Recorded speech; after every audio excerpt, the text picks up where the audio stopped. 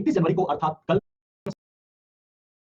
नजर डालते हैं तो अभी की क्लास में हम लोग किसके बारे में पढ़ने वाले हैं, तो भारत में शकों तथा यवनों का राज। देखिए कुछ चीजें ऐसी होती है ना कि अगर आप सिस्टमैटिक तरीके से पढ़ रहे हो ना, अगर आप केवल सिस्टमैटिक तरीके से पढ़ रहे हो तभी आपको याद हो जाता है। जैसे मैंने बताया कि भारत में सबसे प्रथम बार आते कौन है, यवन आए, और यवनों का इतिहास हम लोगों ने काफी अच्छे तरीके से कंप्लीट किया। यवन के बाद अगर हम लोग देखते हैं, नजर डालते हैं तो भारत पे कौन आते हैं, शक आते हैं, शकों का आक्रमण होता है। और शकों के बाद, सॉरी मैंने यहाँ पे गलती लिखा है, एक मिनट रुकेगा, यवन नहीं होगा, पालवों का, ठीक है। तो यहाँ पे शक आते हैं और शक के बाद अगर हम लोग देखते हैं तो शक के बाद हम लोग किसके बारे में पढ़ने वाले हैं, पहलवों के बारे में।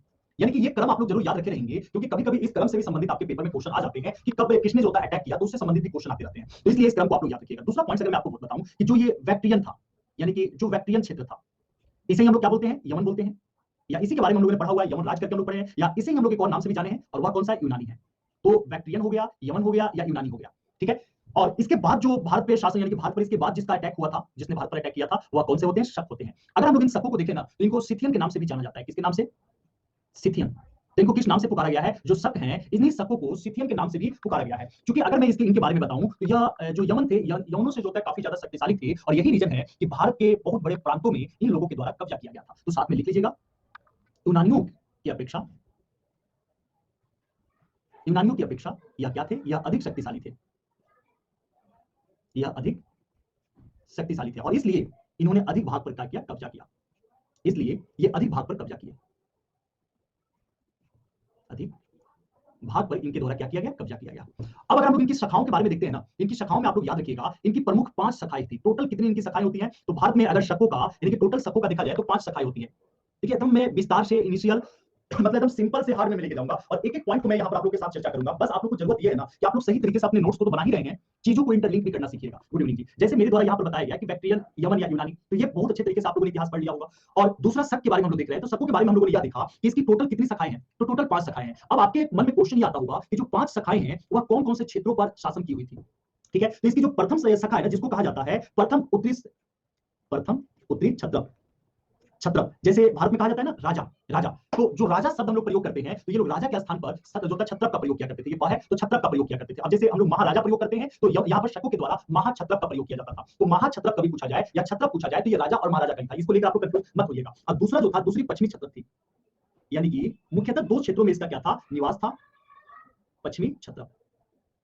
ठीक है, तो ये 2 प्रकार के, यानी कि इनकी टोटल 5 जो शाखाएं होती है, इन 5 शाखाओं में से एक उत्तरी उत्तरी भाग में राजा जो था उत्तरी भाग में प्रतिनिधित्व कर रहे थे, और एक आपको पश्चिमी भाग में कर रहे थे। अगर हम लोग पश्चिमी भाग पे नजर डालते हैं ना, तो पश्चिमी भाग में नासिक, और कहां पर, उज्जैन, नासिक और उज्जैन क्षेत्रों में इनका शकों का शासन था। और अगर हम लोग उत्तरी भाग में हम लोग देखते हैं, अगर हम लोग उत्तरी भाग में देखते हैं, तो उत्तरी भाग में एक है आपका तक्षशिला, तक्षशिला, और कौन सा है, मथुरा है। तो भारत में टोटल 4 शकों का ब्रांच आता है, और इसका एक ब्रांच पे अगर हम लोग देखें तो एक ब्रांच इसका कहां पर मिलता है, अफगानिस्तान में। कहां पर,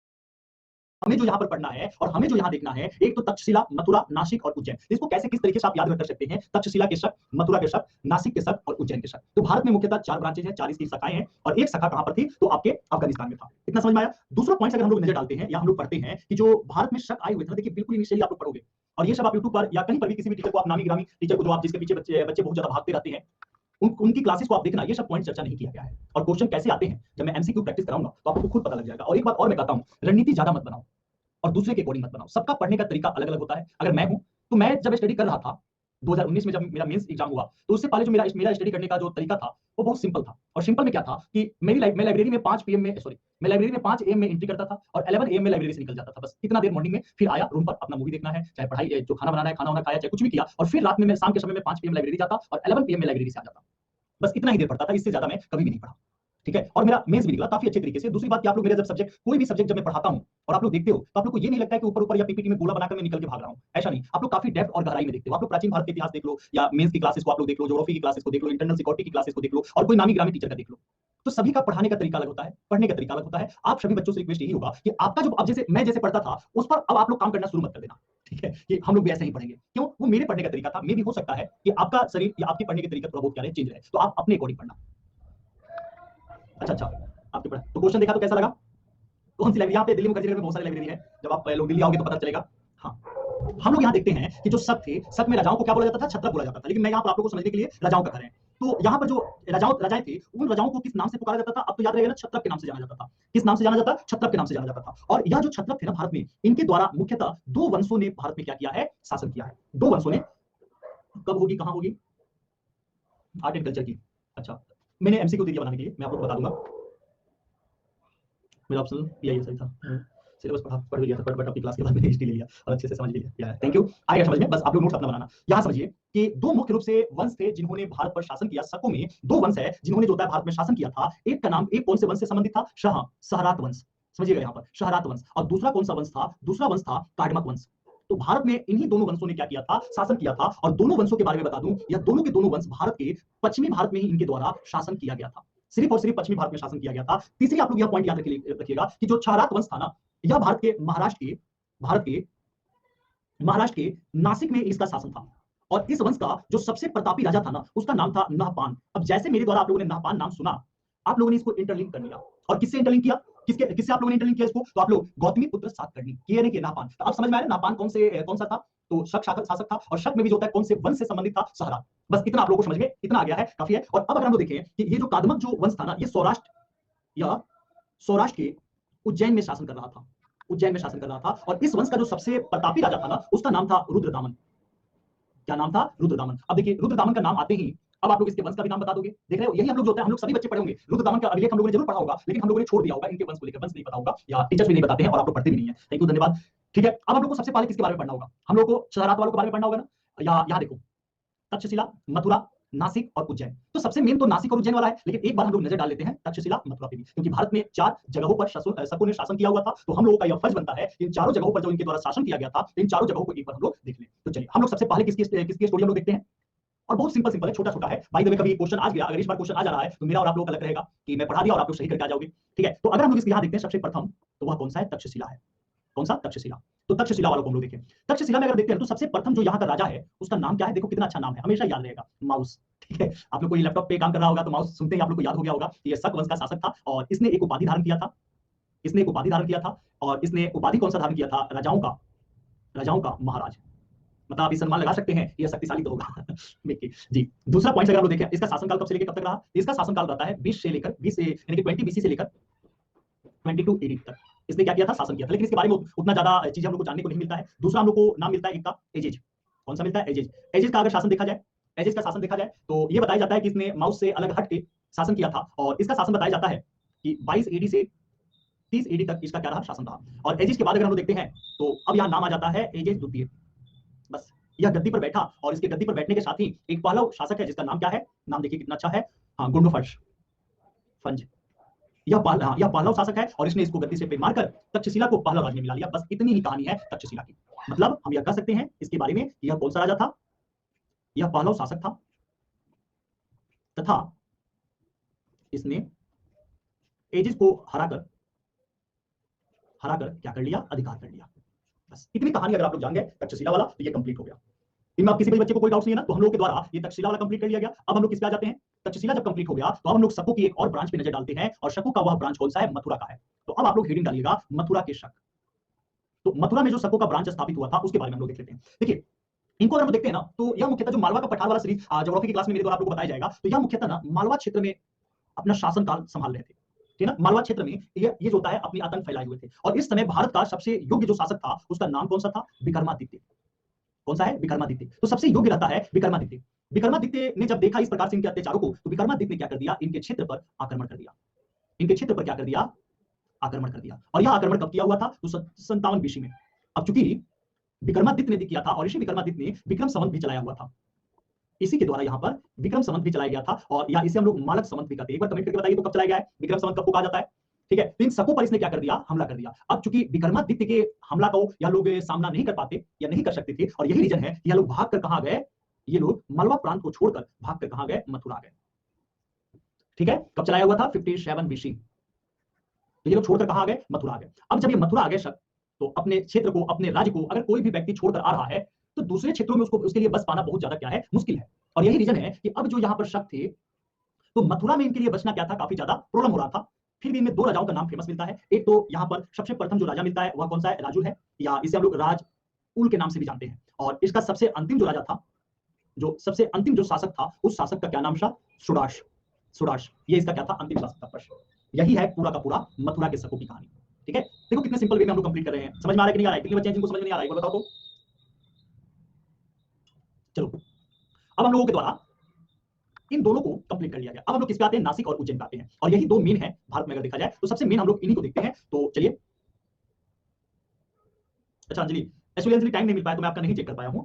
और आपको देखिएगा कॉपी चेक करना, यानी कि लास्ट वाली स्लाइड जी। राजुल या सबसे अंतिम कौन सा है? सुडास। सबसे अंतिम कौन सा है? सुडास। तो इन्हीं का है।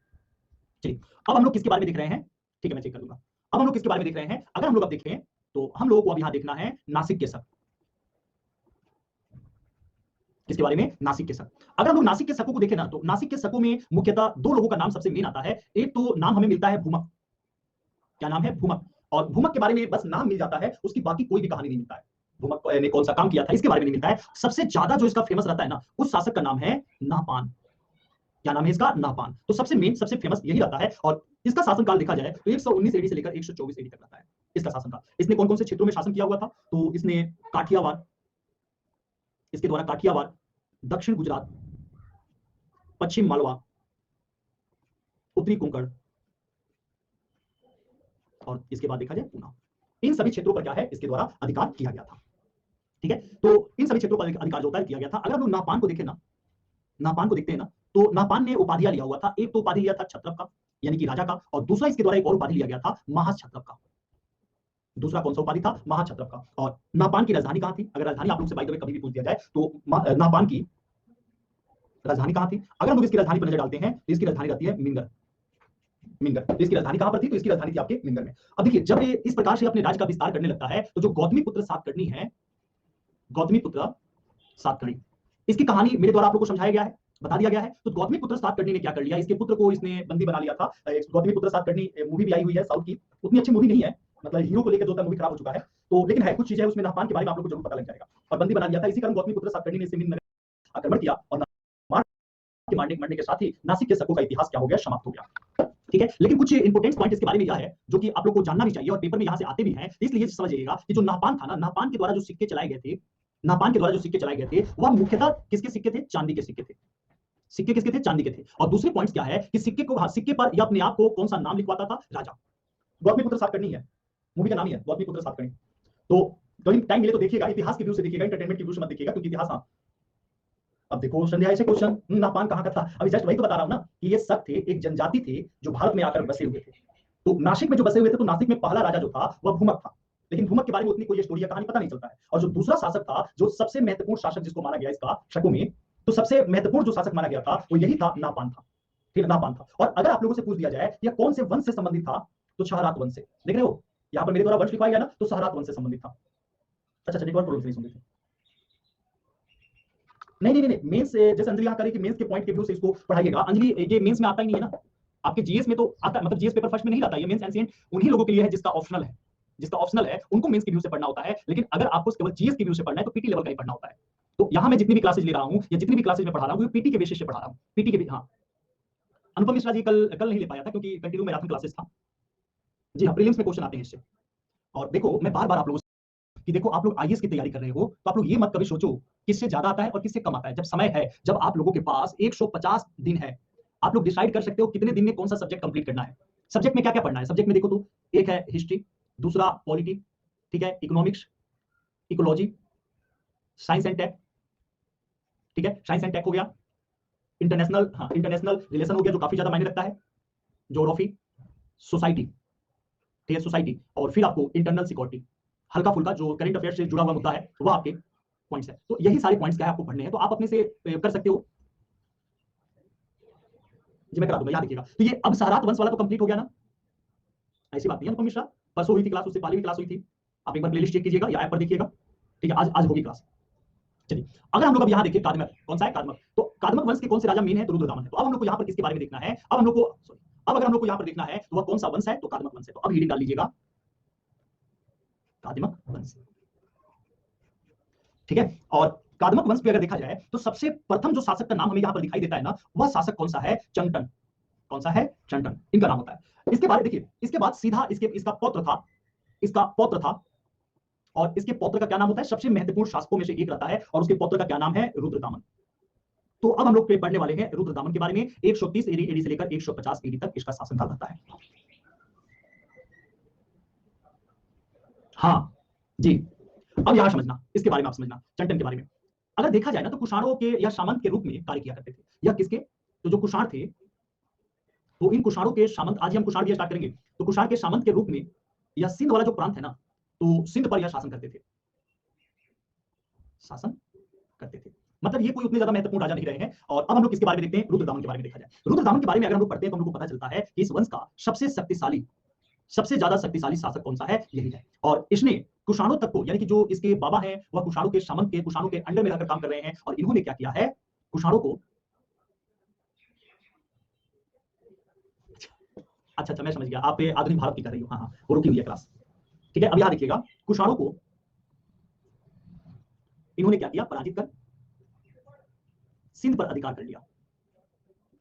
इन्होंने कुषाणों को पराजित करके इन्होंने क्या कर लिया? सिंध पर अधिकार कर लिया। और इनके द्वारा एक सबसे बड़ा, संस्कृत भाषा में सबसे बड़ा जो अभिलेख बनाया गया, उस अभिलेख का क्या नाम है? संस्कृत भाषा में जो अभिलेख बनाया गया, वह अभिलेख का क्या नाम है? जूनागढ़ अभिलेख, जूनागढ़ अभिलेख। और जो ये संस्कृत भाषा में जूनागढ़ अभिलेख बनाया गया है, 150 ईस्वी में, ईडी में इसको बनाया गया, और इसी जूनागढ़ अभिलेख के द्वारा हमें पता लगता है कि इन्होंने कुषाणों को पराजित किया था। तो अगर आपसे पूछा जाए या आपके मन में हो कि ऐसा कौन सा प्रमाण है, किस प्रमाण के आधार पर हम यह कह सकते हैं कि इन्होंने कुषाणों को पराजित किया था, तो वह प्रमाण कौन सा है? जूनागढ़ का अभिलेख है, जो कि 150 ईस्वी में बनवाया गया था, और इसी अभिलेख के आधार पर यह प्रमाणित हुआ है कि इन्होंने पराजित किया था। ठीक है। दूसरा इसके बारे में महत्वपूर्ण पॉइंट यह है, जो कि जूनागढ़ अभिलेख से ही हमें पता लगता है। अच्छा, एक और पॉइंट जूनागढ़ अभिलेख के बारे में ही जान लो कि सबसे पहले सबसे पहले विशुद्ध रूप से, यानी कि पूरी तरीके से शुद्ध उच्चारण के साथ, तो विशुद्ध संस्कृत भाषा में सबसे लंबा अभिलेख लिखाया गया था, लंबा अभिलेख था, अभिलेख जारी किया था। और वह कौन सा था? बहुत इंपोर्टेंट पॉइंट मैं ये लिखवाया हूं, इसको आप लोग जरूर लिखिएगा साथ में, ठीक है। तो वह कौन सा अभिलेख था? तो वह आपका है जूनागढ़ का अभिलेख। याद रहेगा, सभी बच्चे मैक्सिमम इसको पढ़े होंगे।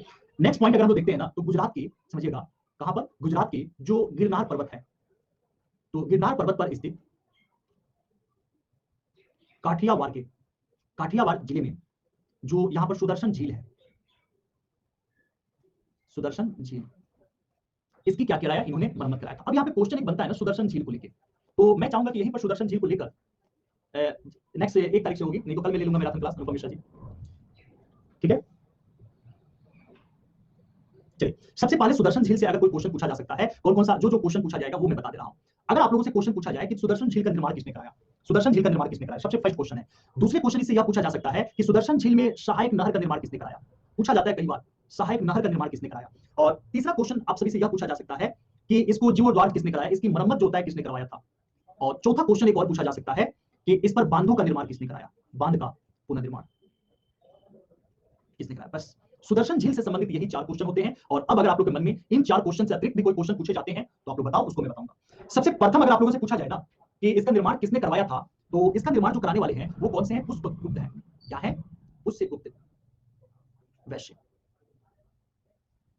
तो पुष्यगुप्त वैश्य, इन्होंने क्या किया था? इसका निर्माण करवाया था। समझे? आपका आंसर बिल्कुल सही है, आपका आंसर गलत नहीं है। जैसे इन्होंने कहा था चंद्रगुप्त मौर्य के द्वारा, तो बिल्कुल सही है, आपका आंसर गलत नहीं है, क्योंकि बहुत सारे किताब, बहुत सारे एजुकेटर ये बातें बोलते हैं कि सुदर्शन झील का निर्माण चंद्रगुप्त मौर्य के द्वारा करवाया गया था। लेकिन वही है कि आप बहुत सारे एजुकेटर का और मेरी क्लासेस का अंतर यही मिल जाएगा कि इसका विस्तार, इसका निर्माण चंद्रगुप्त मौर्य के द्वारा नहीं कराया गया था, बल्कि चंद्रगुप्त के प्रांतपति थे। प्रांतपति का मतलब पता है ना? सीएम, जो भी वर्तमान समय में अलग अलग राज्यों के सीएम होते हैं ना, तो वैसे ही वो अलग अलग प्रांतों के मेन अध्यक्ष हुआ करते थे, तो प्रांतपति थे, तो उनके द्वारा किया कराया गया था। यह कौन था? तो चंद्रगुप्त का समय यह एक क्या थे? प्रांतपति थे। कंप्लीट हुआ? यह एक क्या थे? प्रांतपति थे। दूसरा पॉइंट अगर आप लोगों से यह पूछा जाए कि इस पर सहायक नहर किसने निकाला था, अगर इसके सहायक नहर पे हम लोग क्वेश्चन देखो, इस पर सहायक नहर किसने निकाला था, तो यह निकाला था तुषार ने, तुषार से। अब ये नाम आप लोग पहली बार सुन रहे हैं, है ना? पहली बार सुन रहे होंगे। देखिए, सबसे पहले तो मैं आप लोग को यह बता दूं, यह शासक कौन से थे, तो यह यवन राज थे, यानी कि यवन शासक थे। दूसरा पॉइंट यह कि यह अशोक के समय प्रांतपति थे, अशोक के समय प्रांतपति थे। और यही रीजन है कि कुछ लोग इनको बता देते हैं कि सहायक नहर अशोक ने निकलवाया था। ठीक है, तो डेप्थ में थोड़ा जाओगे और ऑप्शन में दोनों आ जाएगा, तो तुषार को आपको जो होता है ऑप्शन में टिक मारना पड़ेगा, ऑप्शन में सही करना पड़ेगा। ये सभी बच्चों को यह बात पता होगा। यहां पर तो किसी भी बच्चे को कोई डाउट नहीं है कि किसने कराया था, तो रुद्रदामन के द्वारा जो होता है कराया गया था। तो इसमें तो आप लोगों में से कोई किसी भी बच्चे के मन में कोई प्रॉब्लम नहीं होना चाहिए, रुद्रदामन के द्वारा जो होता है ये कराया गया था। अच्छा, अभी उठे हो, चलिए, और अगर पूछा जाए कि बांध का पुनर्निर्माण किसने कराया था, तो जो बांध का पुनर्निर्माण करवाने वाला था ना, उसका नाम था सुविशाख। क्या नाम था? सुविशाख। तो सुविशाख के द्वारा बांध का पुनर्निर्माण कराया गया था। और अब अगर आप लोगों के मन में क्वेश्चन आ रहा हो कि सुविशाख कौन सा था, 2 पेज छोड़ देना, सुविशाख कौन सा था, तो सुविशाख के बारे में अगर मैं बताऊं तो यह रुद्रदामन के समय, रुद्रदामन के समय गुजरात का राज्यपाल था। रुद्रदामन के समय गुजरात का राज्यपाल था। बस ये पूरा का पूरा पॉइंट जो है ना, यह सुदर्शन झील से संबंधित है। और आई थिंक जहां तक मुझे लग रहा है कि सुदर्शन झील में इससे ज्यादा क्वेश्चन आपके पेपर में, आपके माइंड में नहीं आ सकता। बस इतना ही पॉइंट्स अगर आप याद रखते हो काफी है, और याद हो भी गया होगा, है ना। चंद्रगुप्त मौर्य के समय इसका क्या हुआ था, निर्माण हुआ था, किसने कराया था? पुष्पगुप्त के द्वारा कराया गया था। तो शाह जो है उसने क्या किया, इस पर सहायक नहर का निर्माण कराया। इसकी मरम्मत कराने का काम रुद्रदामन के द्वारा किया गया था। और रुद्रदामन का एक राज्यपाल था विशाख था, जिन्होंने इसके बांधों का फिर से क्या किया, पुनर्निर्माण कराया। बस यही 4 पॉइंट्स इसके बारे में है। और जब रुद्रदामन की मृत्यु हो जाती है, तो रुद्रदामन की मृत्यु हो जाने के बाद गद्दी पर अब कौन बैठता है, तो गद्दी पर अब यहां बैठता है, जो गद्दी पर बैठने वाला था, उस गद्दी पर बैठने वाला कौन सा था? रुद्र सिंह तृतीय। कौन सा बैठा? रुद्र सिंह तृतीय बैठा। और रुद्र सिंह तृतीय जब गद्दी पर बैठा, यही सबसे अंतिम राजा होता है, सबसे अंतिम शासक होता है। और इसकी एक इंपोर्टेंट पॉइंट यही है कि इसने व्याघ्र, कौन सा? व्याघ्र शैली में इसके द्वारा चांदी का सिक्का चलाया गया था। ठीक है। इसी रुद्र सिंह तृतीय जब गद्दी पर बैठता है, उस समय गुप्त वंश के एक शासक होते हैं। ठीक है ना, उस समय गुप्त वंश के एक शासक होते हैं, और उनका नाम कौन सा है? चंद्रगुप्त। ये नाम आप लोगों ने सुना होगा, चंद्रगुप्त द्वितीय विक्रमादित्य। विक्रमादित्य। तो चंद्रगुप्त द्वितीय विक्रमादित्य ने क्या कर दिया? इस पर आक्रमण कर दिया। इस पर क्या कर दिया? आक्रमण कर दिया। और आक्रमण करने के बाद इस युद्ध में यह मारा गया, और ये युद्ध को क्या कर गए? जीत गए। और इसके बाद भारत में जो शक है, तो शकों की शासनकाल पूरी तरीके से समाप्त हो गई। बस इतना पॉइंट्स आप लोग सभी बच्चों को जानना था। चलो, एक इंपोर्टेंट पॉइंट मैं करके बता दे रहा हूं, हमेशा के लिए आप लोग को याद रहेगा कि शकों का उन्मूलन, शकों का उन्मूलन, शकों में मुख्यतः जो 3-4 शासक हुए हैं, उन्हीं के उन्मूलन को हम लोग देखना है। सबसे पहला अगर हम लोग देखते हैं ना, जो मालवा मथुरा के थे, तो मालवा मथुरा वालों का उन्मूलन हुआ। फिर अगर दूसरा हम लोग देखें, और फिर हम लोग तीसरा देखें, सबसे प्रथम बार जिन्होंने शकों का उन्मूलन किया, उनका नाम क्या था? विक्रमादित्य। विक्रमादित्य भारत से शकों को भगाए। और कहां के शकों को इन्होंने भगाया था? कहां के शकों से भगाया था? तो मालवा। और मालवा से वो भागकर कहां चले गए थे? मथुरा चले गए थे, जहां पर उनकी समाप्ति हो गई। बस इतना जानना था इनके बारे में। फिर दूसरा भारत से हटाने का काम किसने किया? गौतमी पुत्र सातकर्णी ने किया। किसके द्वारा किया गया? गौतमी पुत्र सातकर्णी के द्वारा किया गया। और गौतमी पुत्र सातकर्णी ने किसको पराजित किया था? नहपान को। किसको पराजित किया था? तो नहपान को इसने क्या किया था? पराजित किया था। और पूर्व रूप में समाप्त किसने करने का काम किया? यानी कि पूर्ण रूप में या पूर्ण रूप से समाप्त। तो पूर्ण रूप से समाप्त करने का काम किसके द्वारा किया गया था? रुद्र सिंह तृतीय के द्वारा।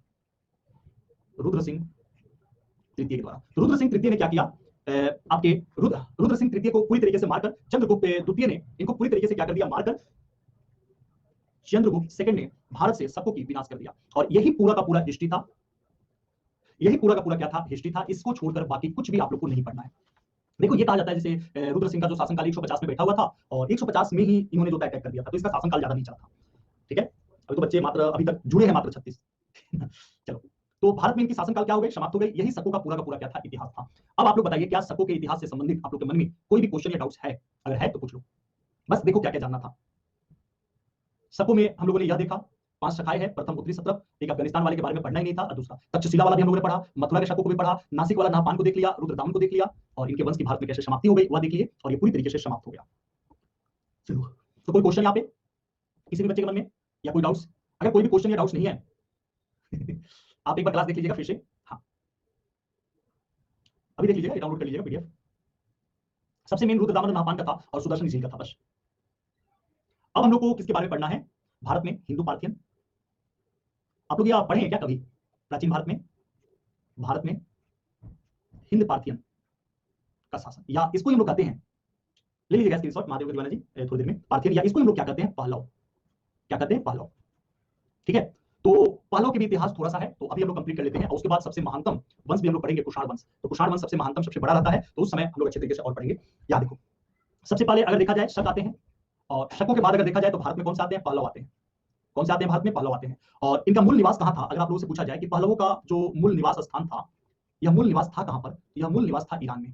कहां पर था? ईरान में था। और इसका सबसे प्रथम पहलव का जो सबसे प्रथम शासक का नाम मिलता है, उसका नाम क्या है? मिथ्रेडेटस। तो मिथ्रेडेटस प्रथम, यह क्या था? इसका सबसे प्रथम शासक होता है। इसका शासनकाल अगर हम लोग नजर डालते हैं तो 171 से लेकर 130 बीसी तक इसका क्या रहता है? शासनकाल रहता है। और इसने अपनी राजधानी को कहां बनाया हुआ था? तो इसने अपनी राजधानी बनाया था तक्षशिला। इसके द्वारा राजधानी कहां बनाया गया था? तक्षशिला में इसका राजधानी बनाया गया था। तो ये इसके बारे में बस इतना है, मिथ्रेडेटस या प्रथम यानी पहलव शासक होता है। लेकिन अगर हम लोग ये देखिए कि इस वंश का सबसे शक्तिशाली शासक कौन था, यानी सर्वाधिक शक्तिशाली शासक, सर्वाधिक शक्तिशाली शासक।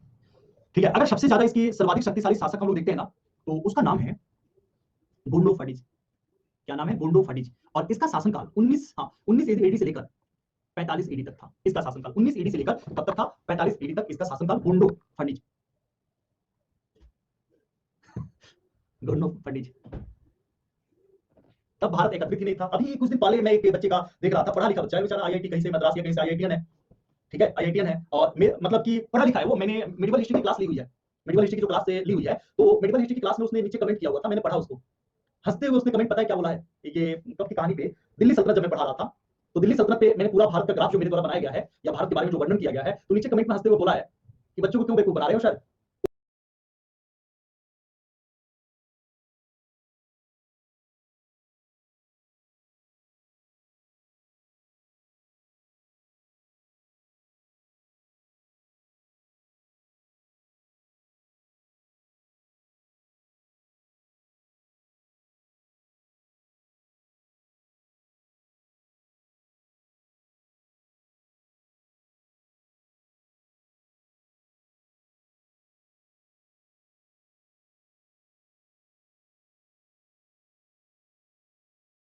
मेरे द्वारा बनाया गया है या भारत के बारे में जो वर्णन किया गया है, तो नीचे कमेंट में हंसते हुए बोला है कि बच्चों को क्यों बेवकूफ बना रहे हो सर।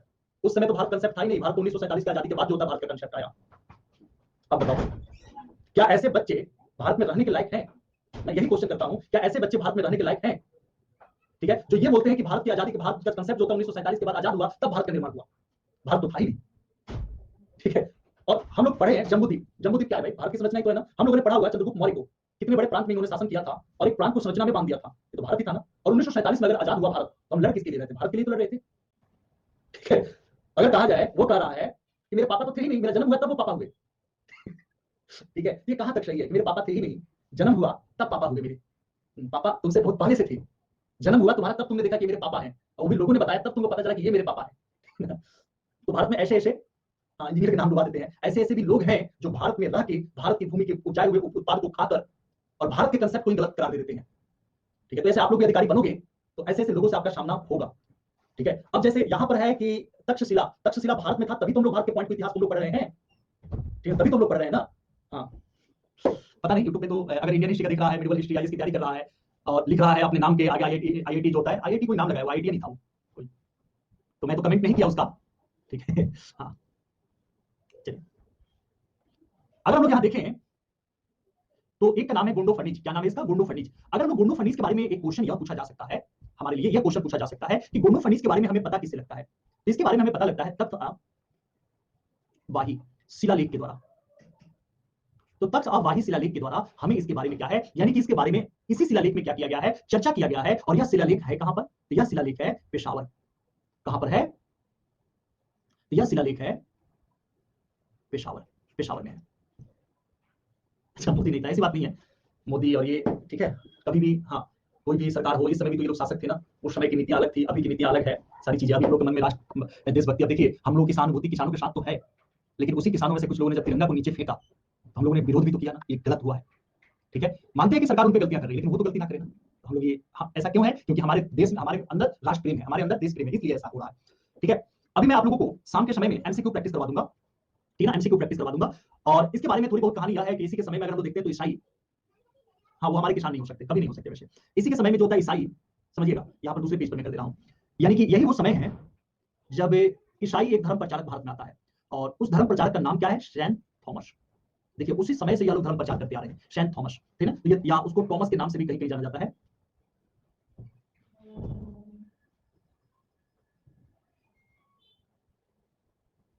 तिरंगा पे लाठी मारा था जबकि क्रॉस ने तो तिरंगा उठाकर, मैं नहीं समझ पाया महादेव की दीवाना।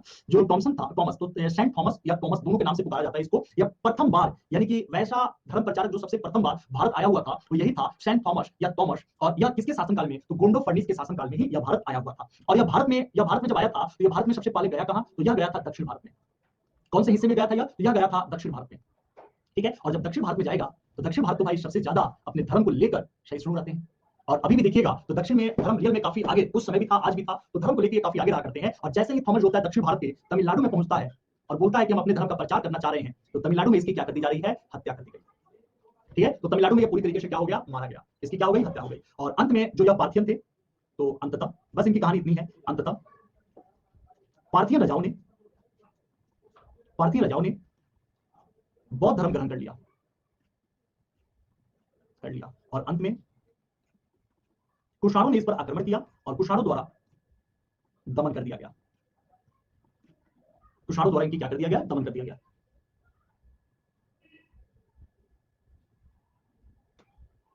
यहाँ देखो महादेव के दीवाना ऐसी बातें कर रहे हैं कि सीआरपीएफ वाले जो थे, जब पुलिस ट्रैक्टर पे लाठियां मार रही थी तब तिरंगे पर लाठी लग गई थी। देखो वो गलती से होता है, समझ में, लाठी चार्ज के समझ, लेकिन वहां पे तिरंगे को उठाकर ऐसे फेंकना, ये जानबूझ के हुआ। इंटेंसिटी आप पढ़ोगे कि इंटेंसिटी क्या होता है, जैसे जैसे देखो हत्या है, हत्या दो तरीके से होता है। एक, आप जब कोर्ट में जाओगे तो ये साबित करना होता है कि हत्या करना नहीं चाहते थे, इंटेंशन हत्या करने का नहीं था, बचाव में वो जो होता है मारा गया, बचाव में मारा गया। तो उसमें मर्डर वाला जो होता है जुर्म साबित नहीं होता, वो सजा नहीं मिलता है, वही इंटेंशन देखा जाता है। वो वहां पे जो लाठियां मार रहे थे जी, तो वहां पर इंटेंशन ये नहीं था कि तिरंगे को तोड़ना, ऐसा नहीं था, लेकिन वहां पर जो फेंका गया वो इंटेंशन था वहां पे। तो यही टोटल कहानी किसके बारे में है, इतना ही है पार्थियन और पहलवों का। बस कभी भी अगर आप लोगों को पढ़ने के लिए मिले पहलव राज के बारे में, तो सिर्फ यही 2-3 पॉइंट्स है और इससे ज्यादा आप लोगों को पढ़ना भी नहीं है। और अब हम लोग को सबसे बड़े और सबसे अच्छा वंश के बारे में हम लोग को पढ़ना है, और वह वंश कौन सा है, कुषाण वंश है। कौन सा है, कुषाण वंश है, जिसको हम लोग नेक्स्ट क्लास में अपने करेंगे, कल की क्लास में हम लोग करेंगे। ठीक है, तो हम लोग मिलते हैं नेक्स्ट क्लास में। आप लोग जाने से पहले इसको जरूर आप लोग लाइक कीजिएगा।